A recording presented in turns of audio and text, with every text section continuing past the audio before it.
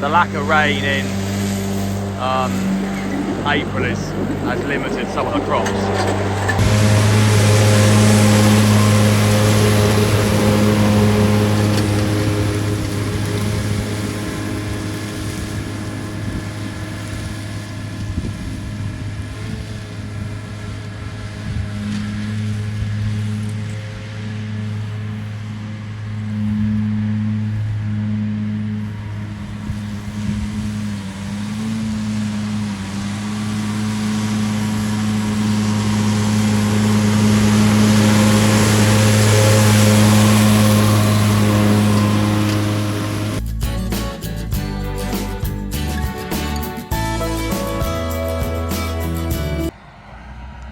So we are here and we are harvesting the fields that we planted. We showed you some footage of this early in January.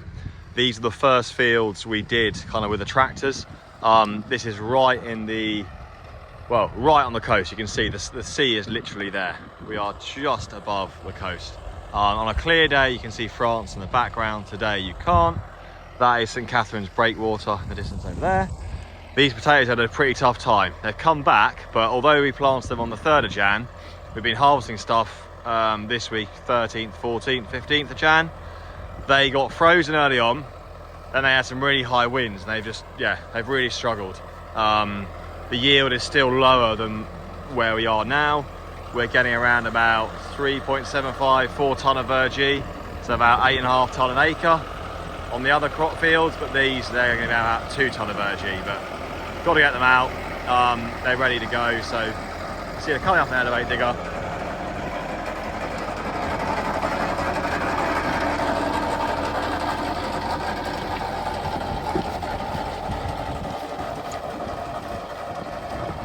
If you remember, these are the fields that were quite stony when John was ploughing.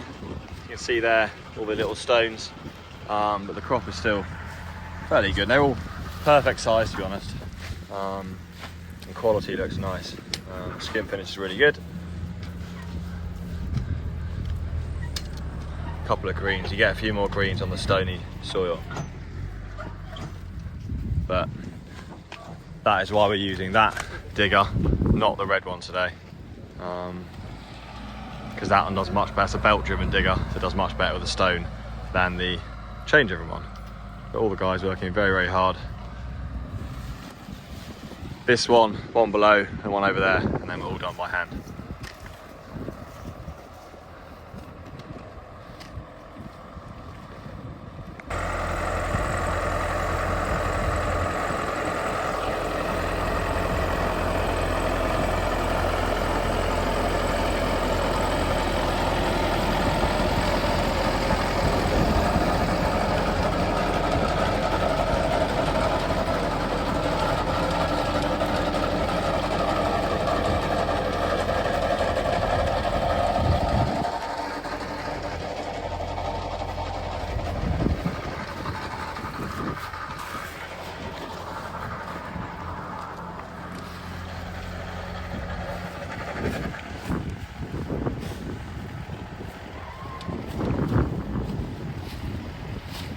We did get people asking why we don't cut all the horn. Well, that's why, because we need to shake them down.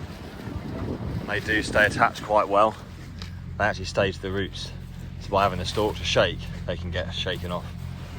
When they've been cut right back. And yeah, as you can see here, pick it into the basket, and then what we then do is tip them into the paper sacks, 25 kilo sacks, and then we can then tip them into the ton bins. It's easier putting them into the sacks first, then putting them into the ton bins after.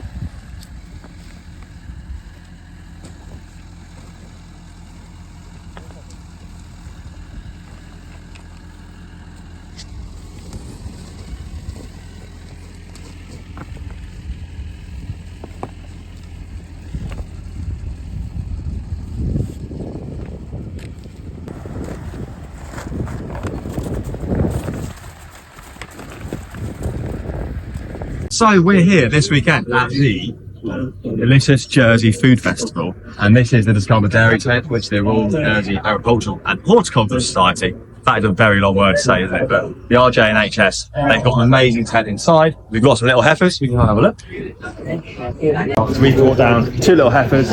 We've made this is the middle of St Helier, so this is like right in the centre of our island. And we've got a little pen, and then all day long people can come along. They can see our little babies. These are 5 months old. You can see here we've got their names. Hannah's done a brilliant. Oh, look at that! They're really cool posters actually. So you've got Westlands Hamlet Hurrell and Westlands Guts Noel. And it's a brilliant weekend trying to showcase local food and get people talking about what the island can produce us, and also just try and get hospitality industry and everybody speaking and talking to each other. It's amazing. Hopefully there's people here all weekend. They are got these things on, little lanyards, so they've been members of the public can come along and chat and ask questions to us as farmers of what is happening here. So we'll just give you a quick video as well of what else is going on around this area. The Discover Dairy tent, organised by, as you can see there, the Royal Jersey Agricultural and Horticultural Society. Lou did an amazing job of setting it all up, and it looked brilliant for the public to see.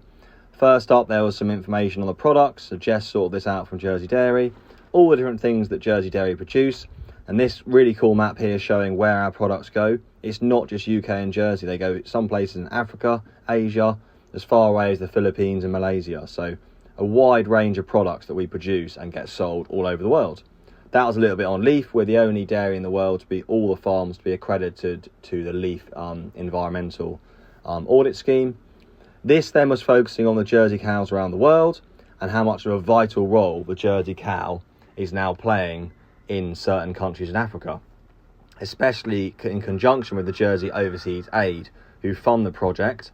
They are working very closely with 4 countries, Rwanda, Malawi, Zambia and Ethiopia, and it's transforming the lives of these African families where they are trying to really improve and provide support, technical advice about cattle fertility, health, and it's just, transforming the lives of African families through the help of this amazing cow. So then it talked about the history of the Jersey cow, some pretty incredible pictures looking back to all the famous and notable events that have happened to our Jersey cow since it's been around, including that bull. He was fascinating. Sold for a lot of money back in 1904, I think, and was even walked down, I think, Wall Street in New York. Incredible. Imagine that happening nowadays. Then it showed a bit about what cows eat. So really good for people to get the chance to see exactly what our cows eat and in real life form. So they could actually see grass, silage, dairy, cake, hay. Then we moved into the main marquee. This was our little stand. We showcased the journey of the Jersey Royal from the start to the finish. Then we had our merchandise, and then we had a wide range of vegetables. Eggs from Happy Hens, best eggs in the island. Then there was some fruit and veg. Most of the vegetables came from us. Rhubarb from Rob's Rhubarb. Tomatoes, peppers, aubergines came from the Blakes. And then that's a very cool little barrel that my Uncle Peter found, which was my grandpa's. This is the kind of main tent. They did a really cool live food demonstrations as well as some panels. All of the chefs actually were really supportive of local and supporting local food, which was great to hear.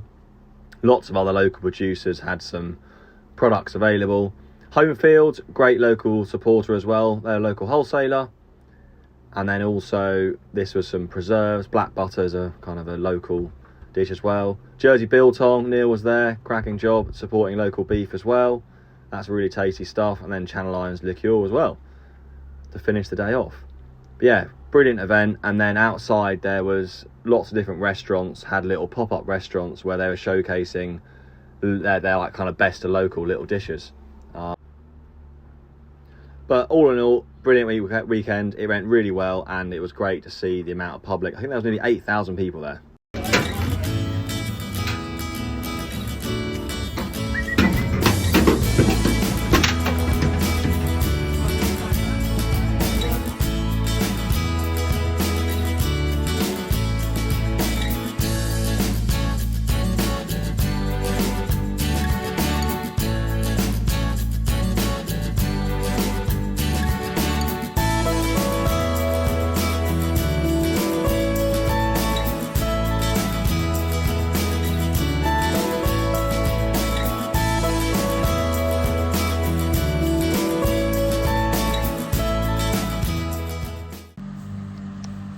So we've also begun mowing. We are on with first cut.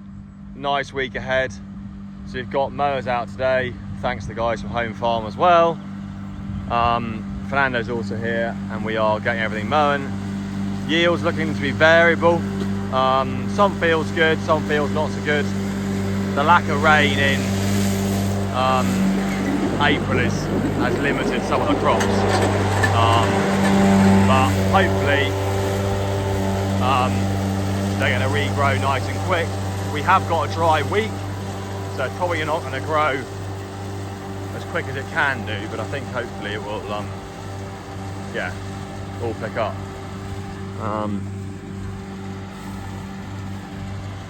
Yeah, crop seeding here is lovely. This is a lay that's been down 2 years now, so this one looks quite nice. Other ones that got reseeded a bit later, those seems to be the ones that have struggled. So anything that was reseeded kind of October time, they haven't yielded, well they're not looking like they're going to be yielding quite as heavy. But in here, lovely crop of this is a white clover perennial ryegrass lay. You see this Fernando coming down here, so you can see it there. Nice stuff. Cutting it pretty much the perfect time. Happy with how we're cutting it. It's going to be tethered out and left 24 hours to wilt.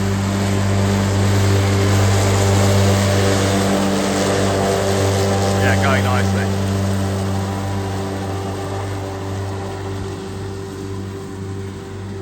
Excuse my hand. But yeah, you can see there. Nice stuff, all nice and leafy, and that's what we want.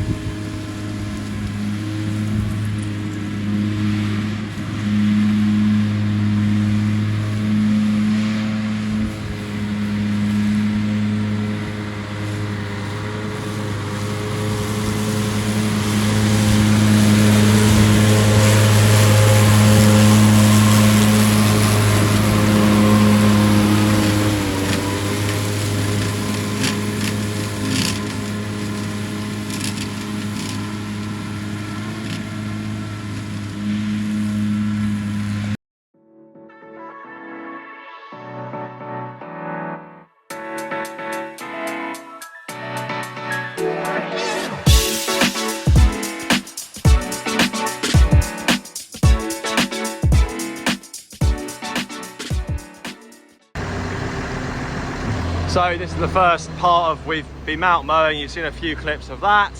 But in Wednesday's video, we'll get you foraging. We're just starting today, Monday morning. Sheeted up all the clamp, which is the important part. Line all the walls with black plastic. That then means when we fill this up, it's going to be sealed. Julius is just tipping a bit of grass there to hold that in. And yeah, basically this is what's going to be filled up. This is the silage clamp, this is a silo clamp, bunker, whatever you may call it, different parts of the world. And we're now going to bring all the trailers in and we'll fill this up chock-a-block. Well, it won't be chock-a-block, but it will be probably 3/4 full. So now we'll just gradually throughout the day, trailer's going to come through here, and then they'll be tipped up and we'll be pushing up JCB or butt crake and squishing it all out. Our goal is bring the heaps in. You can see now you need to get all the air out. At the moment it's all nice and soft, lots of air in it. We don't want that, this grass would not last. So we're just pushing it back. We've literally just started, so it hasn't been squashed yet, but we're coming in now. This can be pushed up and then it will be squished and make all compact like this. You want no air in it, so it's nice and compact. But anyway, we will work our way through. Poor people always criticise. Julius has never done it, he's just learning. But anyway, we'll get it done and we will show you and keep you progress throughout the day. Fernando's going off. We aim for about a 24-hour wilt, so we've still got about 50 acres to mow today, because we're not going to pick up everything we mowed yesterday today. So he's going off to keep mowing. Then we'll have the tedder going behind as well, because we want to really make sure we get quality forage.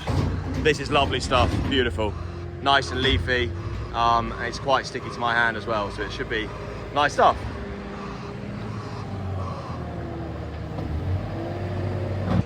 So, thank you for watching today's video. I hope you enjoyed it. Clamp is filling up. You can see now we're just going up and down rolling, waiting for some more trailers to come in. I will get you footage of Wednesday's video. We'll show you raking, foraging, and a bit more of the clamp process, as well as other stuff that's going on the farm. So thanks again for watching, and we'll see you all for Wednesday's video.